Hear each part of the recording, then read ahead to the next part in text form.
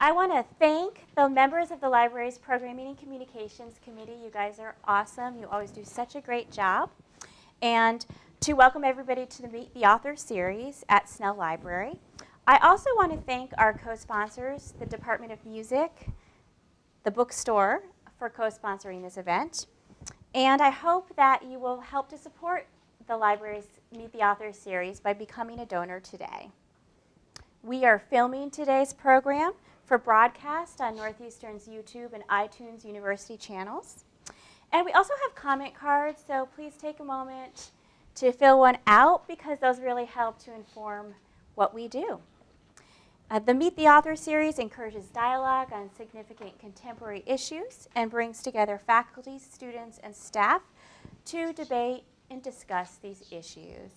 Today's author, Micah Nathan, is a Boston native, and he's an award-winning author, screenwriter, and essayist. He is well known for his debut novel, Gods of Aberdeen, and for his many publications in the Boston Globe and the Gettysburg Review. Micah received his MFA from Boston University, where he was awarded the 2010 Sal Bello Prize in Fiction. His fiction writing has been nominated for numerous other awards, and here he is today to present his newest publication, Losing Graceland. Welcome, Micah. Thank you.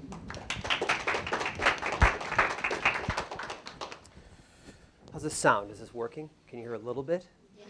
Makes you sound a little more resonant? Okay, that's the most I can hope for. Thank you for coming. This is great.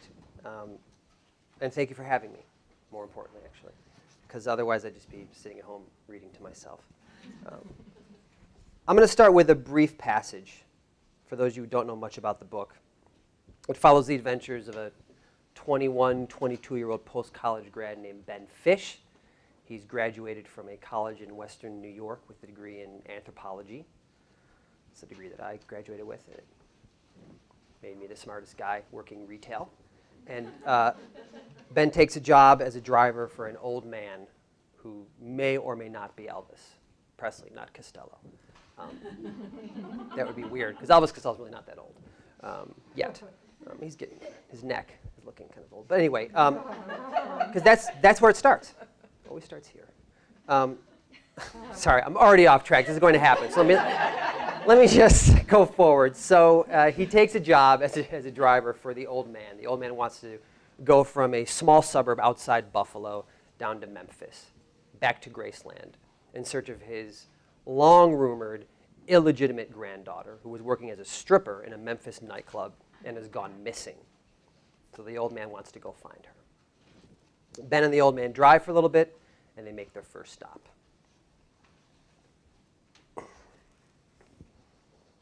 After lunch, they walked past the town hall, a brick building with white columns, and the lampposts were all ornate black iron that looked incongruous on sidewalks next to franchise sub shops, a video store, and a hair salon with faded fashion magazine photos plastered inside the glass.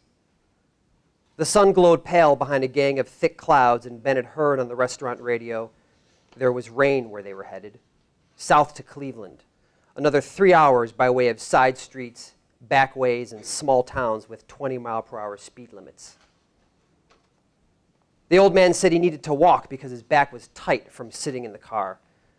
The chicken he'd ordered wasn't just not agreeing with him. The way he figured, it was engaged in a full-scale war with his lower intestine. They walked to the end of Main Street and doubled back, the old man rubbing his stomach, belching and wincing, like he was a veteran of many gastrointestinal wars and knew the right balance of attack and retreat. When they got back to their car, the old man stopped and leaned his arms on the roof, gazing out over the town hall lawn. What I'm about to tell you will sound like the biggest pile of horse shit you ever heard, the old man said. You won't hear this story anywhere else, not from any book or documentary. Ben kicked at a pebble and watched it skitter across the street. But you have to swear that what I'm going to tell you remains between us and God. I swear.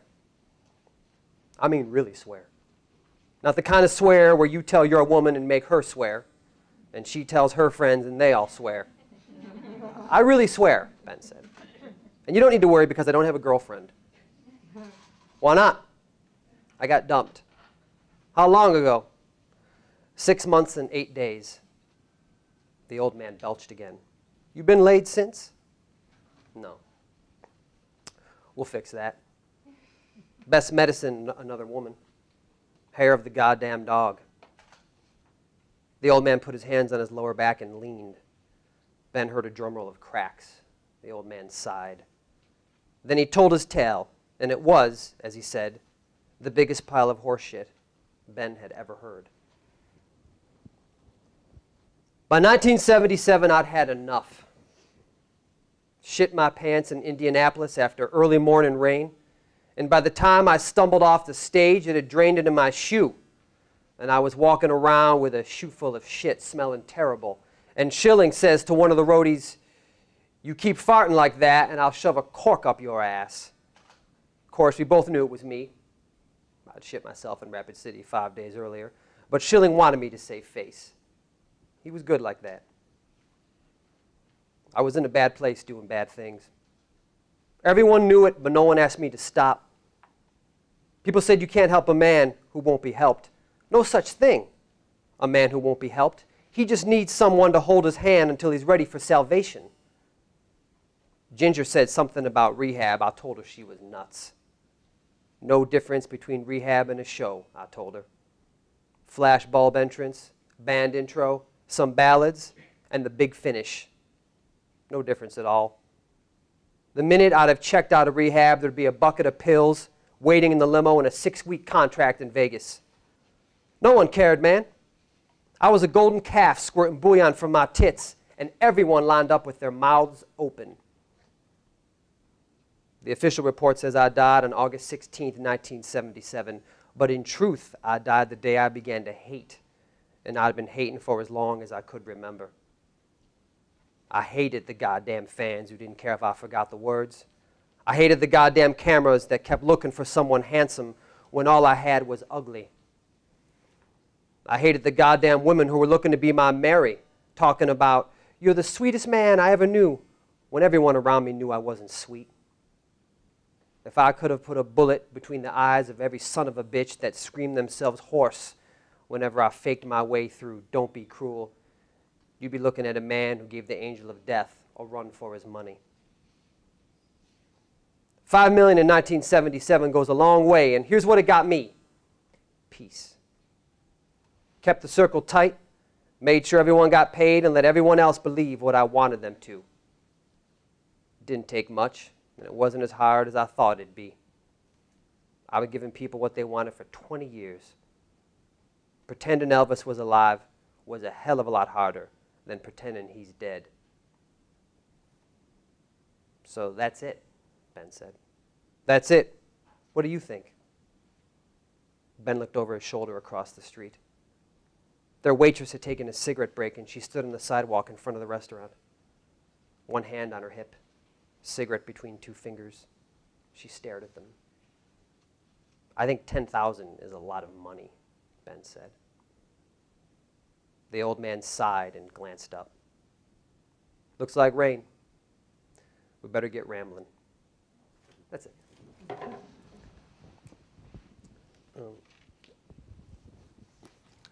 Would I bring the house down here? I mean, what's going on? It's not that morose of a piece, is it? So I'm just going to start with a brief story before we kind of launch into the questions, which is my favorite part usually, unless my family's there. The last reading, my family was there. It was really weird. My dad asked me a question not related to the book at all. He actually, I'm not kidding, asked me if I was coming to dinner the next night, or I mean, it's just the wrong time. So no families here, thank God. So one of the primary themes for me about this book is breakups. I've always kind of been obsessed with breakups, having been the victim of many breakups and the perpetrator of many breakups. And I was always really bad at them. I could never be really honest with the girl I was dating. So the one girl, I told her that I was going to jail, and then, which is true, this is back in college. I told her I was going to jail and could no longer see her. I know, it's the worst lie ever. I mean, I was 19 years old. I mean, I was just a terrible lie. I don't think she believed me. She knew me. Do I look like a jail-going guy? Come on. I mean, I could be like the numbers guy, you know, but anyway. I don't know if they have numbers guys anymore. So the other girl, I told her that I just didn't call her. I never called her. And a year later, I know you're shaking your head. A year later, she's like, where? I called her because I was lonely, and she said, where were you? And I said, I was in Tokyo in a student exchange program, which is ridiculous because we live in Buffalo. And Buffalo's kind of a small city, and it's just anyway. So that's the kind of lies that I used to tell. But I'll tell you about the first breakup that really broke my heart. So in this book, Ben has been dumped by his high school girlfriend named Jessica, and it just so happens. My books are often not autobiographical. I just take a little bit. It just so happens that I had a high school girlfriend named Jessica when I was in college. So you know, she was that girl who was dating a college guy. We all kind of know those girls in high school, and they were both kind of cooler, but also kind of weird because they were outside the high school social circle, and the guys were just seen as total losers. I mean, come on, really? I mean, she was like 17 years old. I was 20. You know, I could take her to R-rated movies. You know, I could teach her how to parallel park. It was like a real big deal. But I fell for this girl. I mean, I really fell for her hard. And I was also kind of discovering my legs, as it were, as a writer. So I would pen her these kind of love letters. This is before email, you know.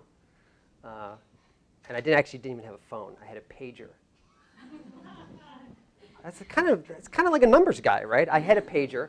I didn't have a phone, and I would kind of run to the payphone after I've been paged. So I would leave her these love letters 2 to 3 times a week, and she was living with her parents, of course. So we had this kind of plan: is that I would go to her house under the cover of night, and at about like 3 a.m., I would kind of slip this sealed love letter underneath the front door. And then she would get up early at like 6 a.m. and grab it and kind of read it and presumably swoon, okay?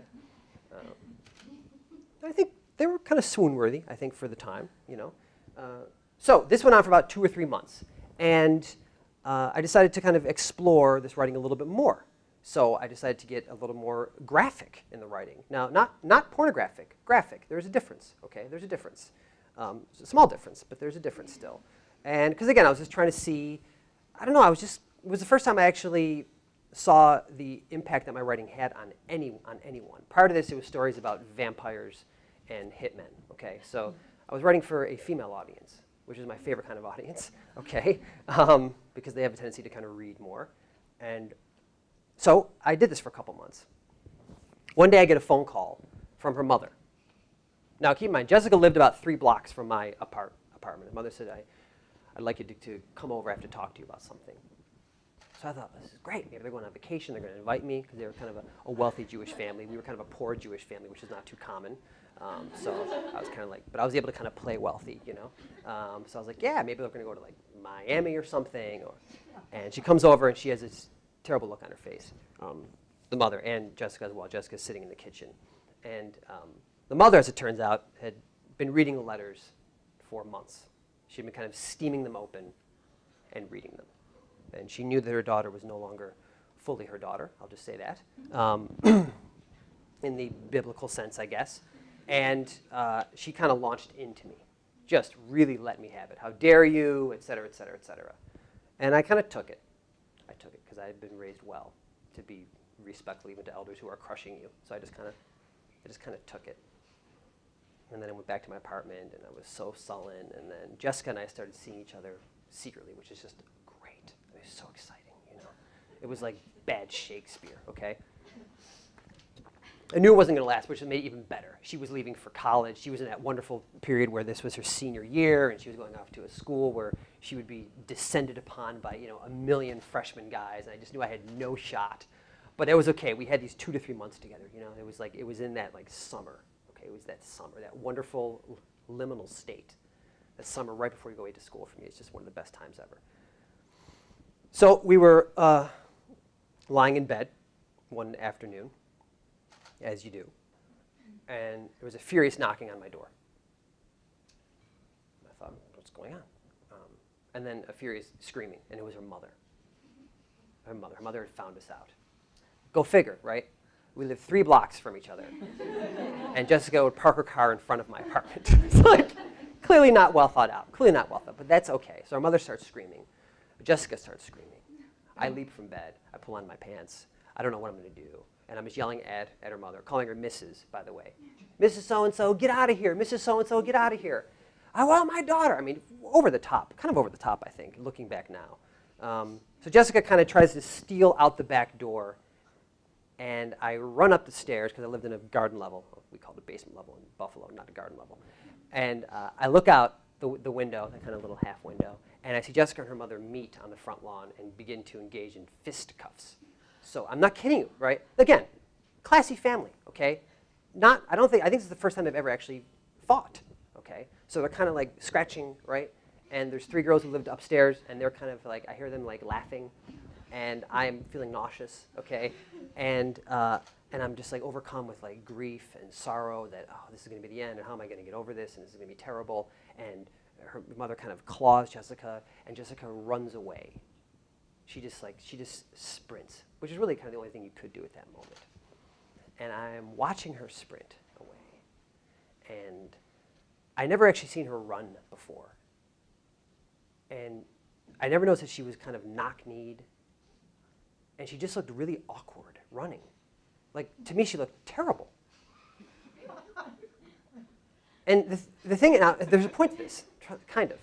The thing I realize is that breakups are almost always the result of that one moment of clarity when it's a small thing. It's never really a big thing. Yes, there's the big fights, but it's always that small thing when you look across at someone who you were previously attracted to, and maybe now for the first time, that piece of broccoli in their teeth, you don't want to tell them about it.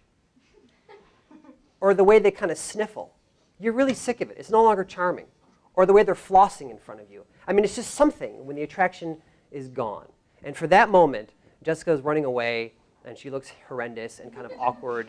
And I just said to myself, oh, this is over. I mean, I have no interest in this girl anymore. It's done. And the timing was perfect because you're damn right it was done. Like, her mother had claw marks, and there was a huge fight on the front lawn. But that was kind of it for me, and I kind of had myself convinced that I was not going to mourn her, I was not going to grieve her, which is always a mistake, because once the kind of dust settled, I grieved her for 8 months, way too long, I think, to grieve. Or really, I've been dating for 6 months. So kind of from the germ of that scene, I came up with the character for Ben, is this kid who just cannot get over his ex. It's also compounded by the fact that he lost his father a year before the story begins. So he's kind of transferring the grief of his father onto his girlfriend. She became too big for him. Anyway, so questions, please. Or comments, or blank stares are fine as well. Well, blank stares. Yes, please. Well, you chose Elvis Yes. as one of your protagonists, so I was just wondering whether you had actually done any real research on his personality, or if you read any of his biographies, or... I did a lot. It's a good question. I was very nervous about this one because, and I'm not entirely convinced that the old man is Elvis, but it doesn't really matter. It really doesn't matter whether he is or isn't. But because he is this truly larger than life, I mean, that phrase is overused, but he is. He has lingered. You know, there's 2 people in the world that you can dress up as anywhere in the world and people know who you are. The first is Elvis, the second is Santa Claus.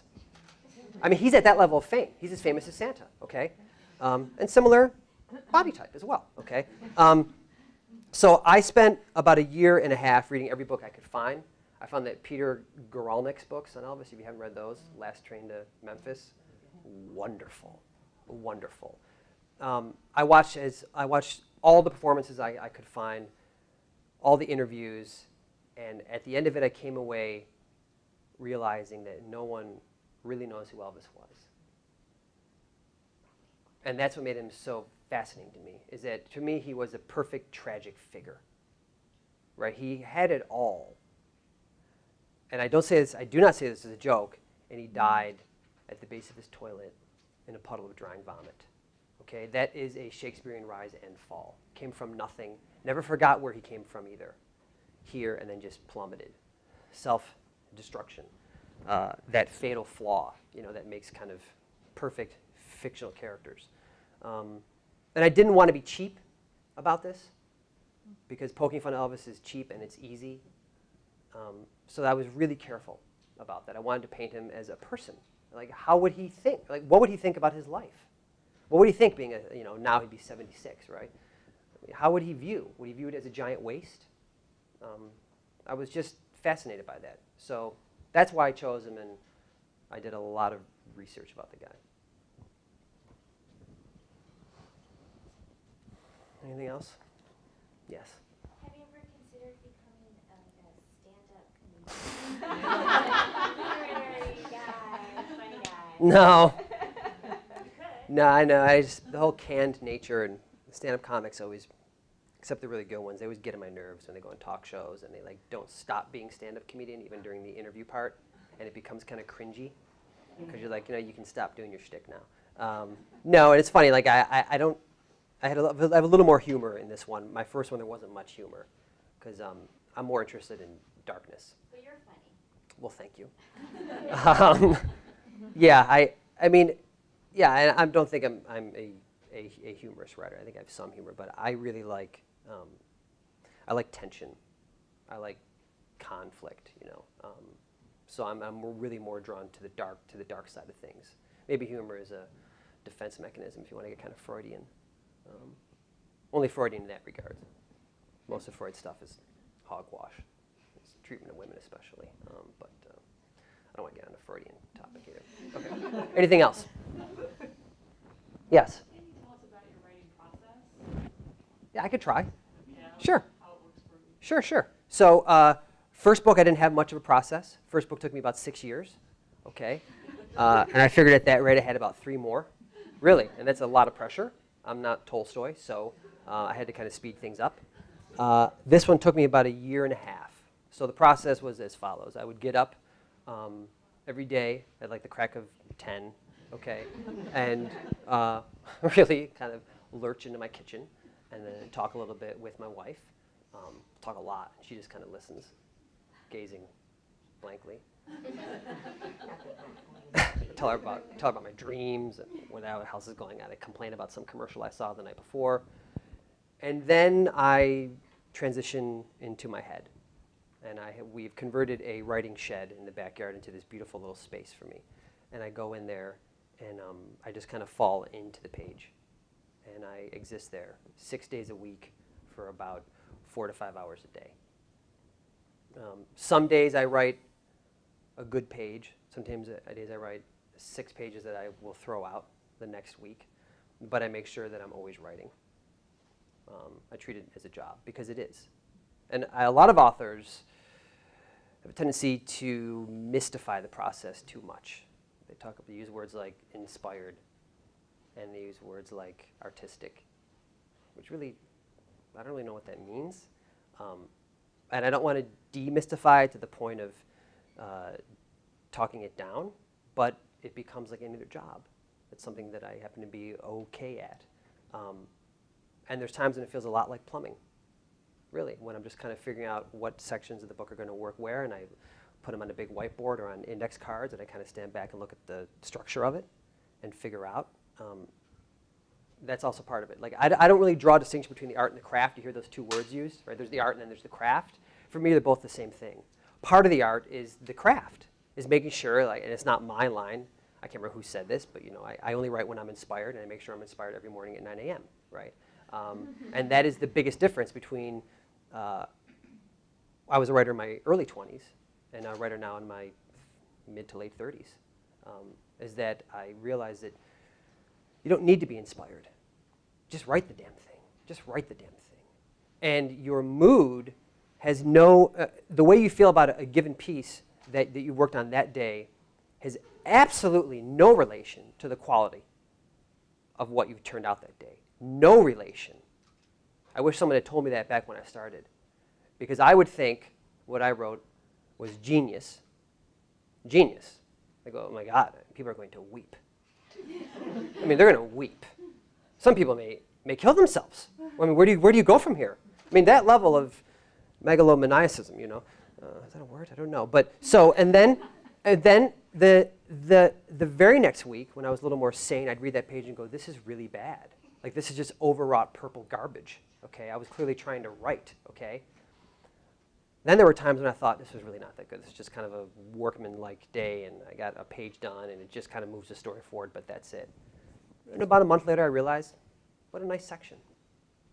So it's part of the process is not being so bipolar. It's just to realize that it's going to be like this. You know, just keep myself measured. I hope that answered a little bit of your question. It's always a tough question, you know. Yes, please. How do you decide on what you're going to, topic or what you're going to run? What inspires you to pick something? Oh, yeah. Okay, yeah, that's good. So it always starts with a person, a character. I build all my stories around a character. It's a character who I want to spend a lot of time with because I'm going to be spending a lot of time with them. And I have to like them. They don't have to necessarily be likable, okay, but I have to like them. And it always grows from there. So I usually have a character, and then I ask myself, what does this character want? And then what is preventing this character from getting what he or she wants? And it grows from there, because that's conflict. And I have found, both in life and in the world of fiction, that the most dynamic stories for me, and we'll get a little esoteric here, but that's okay, why not? We're at a place of learning, and you're a smart audience, okay? So, is where the character has two equally noble, conflicting values. And this space in between, that's, for me, where the stuff of great fiction is. I mean, that's also kind of life, right? It's like, so like, for example, you know, one great noble value is autonomy, the ability to be your own person. Another great noble value is intimacy, the ability to share your life with someone. Equally valid, they come into conflict a lot. And that space in the middle is what I am fascinated with. So that's what I find.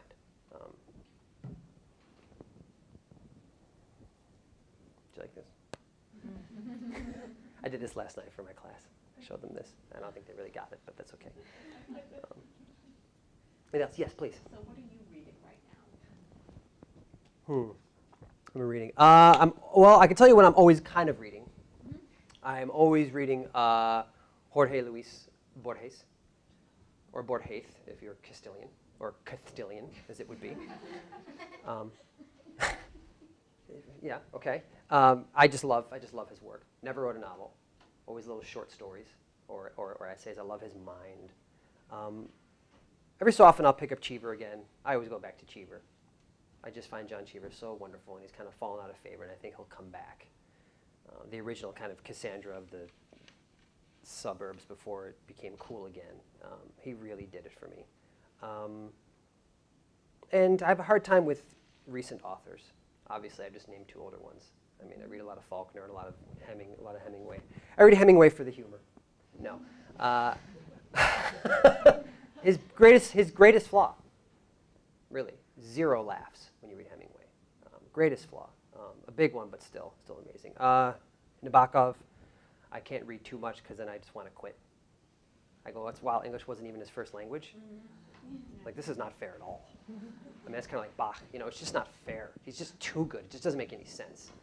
And Austen, Jane Austen, I think is wonderful. Woolf is one. I mean, there's just so many. So yeah, I don't know. I'm always reading something. I read a wonderful graphic novel recently, which I highly recommend, called Asterios Polyp. Strange name, David Mazzucchelli. And it's the best graphic novel I have ever read, and one of the finest books I have read in a long time. Highly recommend it. And I'm not friends with the guy, so this is not a blatant plug. Other questions? Oh, wow, 3. Okay, so go boom, boom, boom. Yeah. Yes, please. You said that you don't even know if the old man character is Elvis. That's right. Did you start with an idea whether he was or wasn't, and got to the end and he sort of was like, well, I don't know, or did you Huh. have the whole way That's good. I didn't really know for the entire time? for the entire time. I mean, I'm convinced that he thinks he is, and it kind of goes back and forth. And people go, well, is that kind of a gimmick? It's not really a gimmick, because the focus of the story is not whether or not he's Elvis. Right? For me, the story is the relationship between these two, between this old man and this young kid. both at different transitional places in their life. And the image of Elvis on a cover never hurts with sales. But aside from that, it just, I just don't really know if it matters. I mean, there were days when I think, yeah, he definitely is, and days when I'm not sure if he is. So, and I like kind of being that vague. Yeah. Okay, almost off topic, and then we'll get to this, okay? So there's a scene in the film American Psycho, which I think is a comedy. I know it sounds terrible, but it's kind of a comedy. It's really over the top. And there's a scene where Willem Dafoe is questioning Christian Bale as to whether or not he killed somebody. And the acting in the scene by Willem Dafoe is just phenomenal. Like, one moment you think he is accusing Christian Bale of committing this murder. And the other moment you think, oh, he's just being a cop, just kind of doing this routine questioning. How the hell did he pull that off? And then I read this interview where the director said, one scene, I want you to think that he's the murderer, and the other scene, I don't want you to think he's the murderer. And then they kind of edited all the scenes together. And that kind of stuck in my head. So I kind of did that a little bit. Where one chapter I'd say he's definitely Elvis. Next chapter he's definitely not Elvis. And that kind of went through from there. So, yes. And then, yeah. I was just curious if you're a fan of Elvis's music.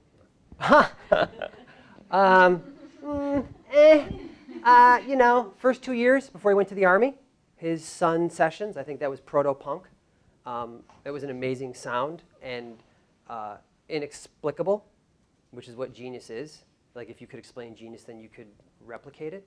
So people say, oh, why? I say, I don't know why. It just worked, right? It just worked. There's nothing like it. After that, a little bit schmaltzy for me. Just a little bit schmaltzy.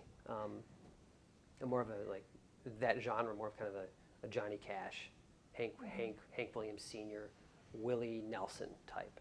The gospel stuff I couldn't get into. But Elvis had something. I mean, it's just undeniable. He had something. That 68 comeback special, if you've never seen it, there's nothing like it. I've never seen a performance like that, ever. I was transfixed. And I went in with a heavy dose of kind of hipster irony, like, oh yeah, Elvis, whatever.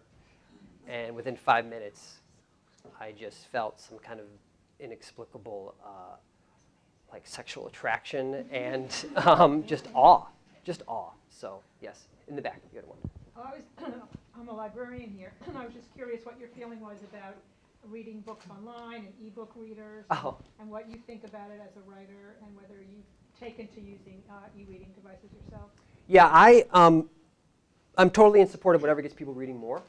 And I can say that to a person, everybody who I've talked to who owns an e-reader has said they've bought more books since owning one than ever before. So that's great. I'm not threatened by them, and I just think it's a wonderful way for people to kind of carry 30 books with them. That being said, I really prefer books, physical thing. Number one, I work on a screen all day long, so last thing I want to do is take a screen to bed.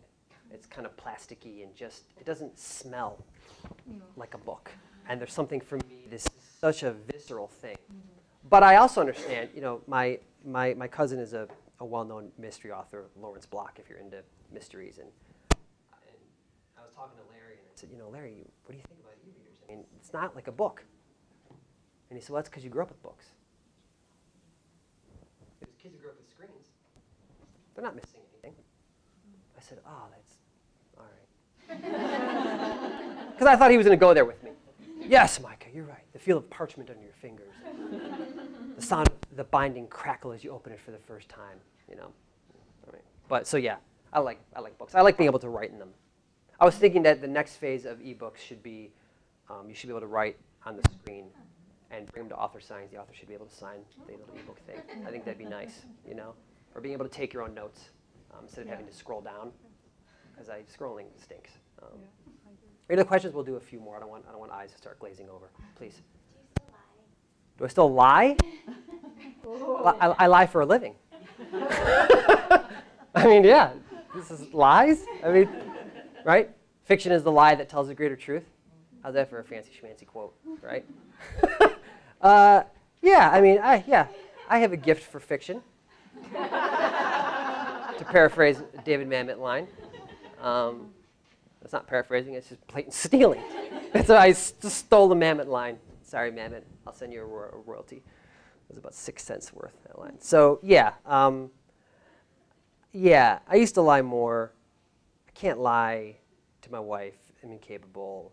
She just knows. I try. And she just knows. Women know.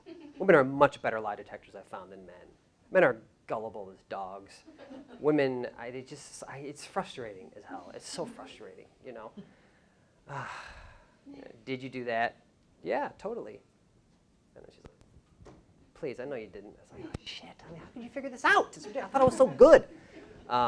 So yeah, I don't lie anymore. Are there any other mediums that you're creative in that you No, I'm terrible at everything else. This is it. It's all my creativity. Nah, nothing worth anybody seeing. Experimentation and just kind of rejuvenating your brain a little bit. Yeah. I work out a lot. Prior to this career, I was a strength and conditioning coach, believe it or not. I worked training collegiate and professional athletes. That was my job. And at first they're like, who's this kind of nerdish guy? And then an hour later I had him.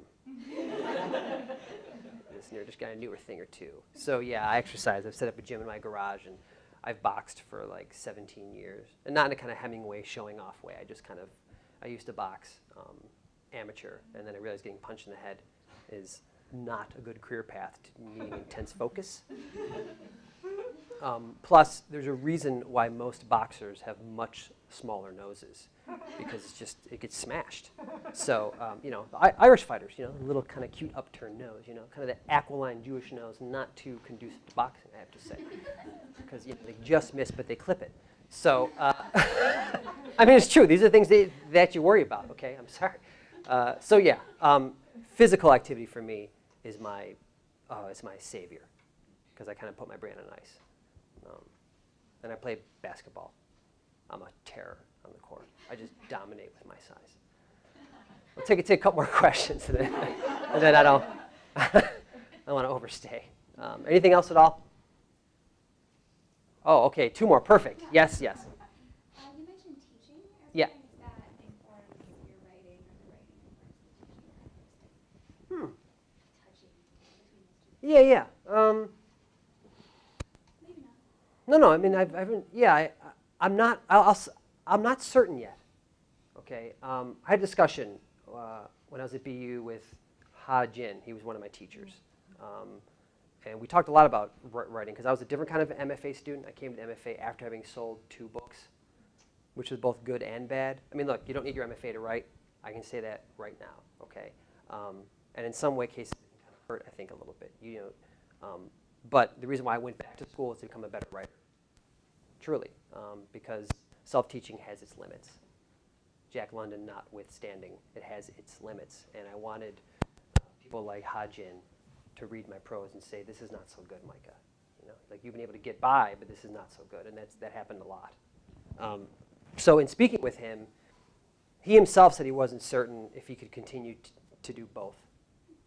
He said that the amount of energy it takes to teach and to really edit. And I put a lot of energy into my students. I meet with them for hours, and I edit the stories with them line by line. It takes away from emotional energy for writing. So I think I'll kind of drift in and out of teaching so I can focus on my fiction. But they don't really inform each other as much as I thought they were going to. They're in separate places. So last one, I believe, was Your book, Gods of Aberdeen? Yeah, that's right. What's that about? What's that? Sorry, that's such a funny question. What's that about? Yeah, that's a good question. Yeah, it is. It's about a very smart orphan, a 16-year-old kid named Eric Dunn, who flees his foster family in New Jersey and goes off to a kind of a wealthy liberal arts college in Connecticut called Aberdeen College. And he meets a group of kind of upper class students, and they get involved in some bad things. It's a much longer book than this. Is it about you? Absolutely not. Eric Dunn is not me. He's far too meek. And he's way smarter than I am. Way smarter. I mean, I had like a couple semesters of Greek, and this kid is fluent in ancient Greek and ancient Latin. So, as opposed to modern Latin. That shows you how much I know about Latin. As opposed to kind of all the Latin slang that's just flying through Rome right now. Yeah. He's an expert in Vulgate, I believe. a Latin that was formed by St. Jerome, correct? If those of you who know what I'm talking about, right? I think Jerome is the one who made it Vulgate. Sorry. Okay. Well, I think that's it. On that weird note, yeah, never. Next reading, I can't end on a Vulgate Latin discussion, right? No, that's terrible. Okay, I apologize for that. Thank you all for coming. Thank you for having me. I really appreciate it. So, thank you.